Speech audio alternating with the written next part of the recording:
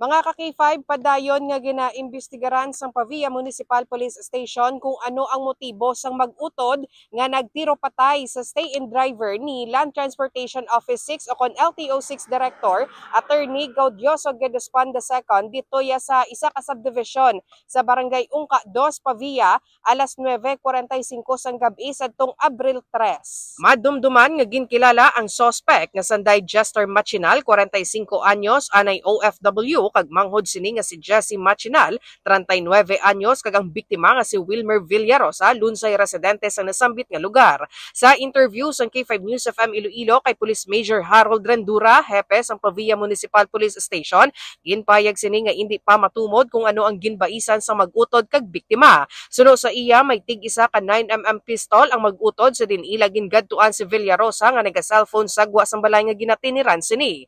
Nagbaisay naman ang tatlo tubtog nga gintiro sa mag-utod ang biktima kag ginabanta 5 kalupok ang nabatian sa mga pumuluyo. Nagpalagyo naman ang mga suspect sakay sa salakyan kag na-intercept sa Barangay Aspera sa Banwa sang Sara paagi sa dragnet operation. Samtang kaso naman nga murder ang i-file batok sa mga suspect nga nakahunong na sa Pavia Municipal Police Station. Ini si ka-K5 Karen Badilla para sa Kampiyon nga Balita, Serbisyo Publiko kag Kalingawan sa Iloilo. K5 News FM. This news is brought to you by, do you feel tired all the time? Do you have frequent infections? Do you have always cold? It's a sign of low immune system. Boost your immune system with Clinica D3 Bio. Antibacterial, natural antioxidant, immune system booster. Clinica D3 Bio has vitamin D3, lauric acid, and monolurine to fight against all viruses. Try Clinica Vitamin D3 with Coccus nocifera.